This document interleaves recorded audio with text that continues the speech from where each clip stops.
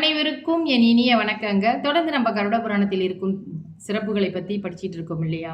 தானத்தை பத்தி தான் ரொம்ப சிறப்பாக பகவான் கருட ஆழ்வாருக்கு சொல்லி கொடுத்துட்டு இருக்கிறாரு.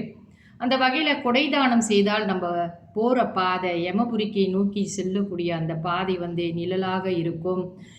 தீபதானம் செய்தால் நம்ம செல்லக்கூடிய அந்த பாதை இருளாக இருந்தாலும் கூட பிரகாசமாக இருக்கும்.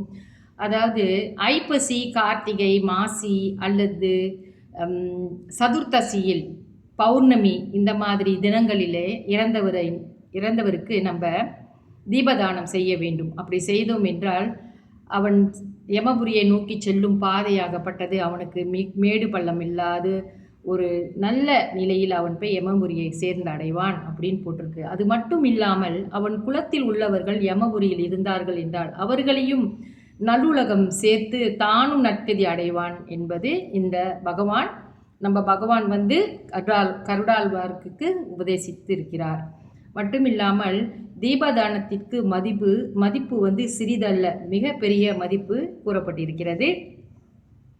தேவாலயங்களிலும் வடக்கு முகமாக நம்ம கிழக்கு முகமாவது தீபம் ஏற்றி வைக்க வேண்டும். தீபதானம் செய்பவர்கள் தனக்கு எதிர்முகமாக தீபத்தை சுடர்விட்டு எரியவிட்டு அந்த தானத்தை கொடுக்க வேண்டும் என்று கூறப்பட்டிருக்கிறது. முன்பு நம்ம கரண்ட்லாம் ரொம்ப இல்லை, அதாவது எலக்ட்ரிக் பவர் குறைவாக இருக்கும். அதனால் நம்ம எல்லாமே இந்த மெனுவில் இந்த தீபங்களை தான் நாம் பாவிச்சிட்டு வந்திருக்கோம். எல்லா இடங்களிலுமே ஆலயங்களில், வீடுகளில், தெருக்களிலே இப்படி இருந்ததுனால இந்த தீபத்திற்கு இவ்வளவு ஒரு இது கொடுத்துருக்காங்க, முக்கியத்துவம் கொடுத்துருக்காங்க.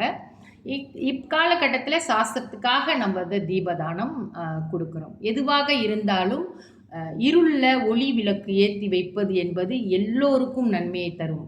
அது எந்த வகையிலே நீங்கள் செய்ய போகிறீர்கள் என்பது உங்கள் கையில் தான் இருக்கிறது.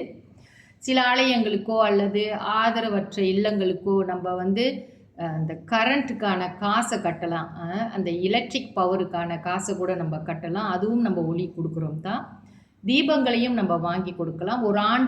ஒருவர் இறந்து அந்த ஒரு ஆண்டு காலத்திற்கு ஒவ்வொரு நாளும் தீபதானம் கொடுக்கலாம் என்று கூட கூறப்பட்டிருக்கு. இதெல்லாம் நம்ம யோசித்து பார்த்து இந்த தானங்களை நாம் செய்ய வேண்டும். தொடர்ந்து இன்னும் கருட புராணத்தில் உள்ள விஷயங்களை பற்றி பேசுவோம். நன்றி, வணக்கம்.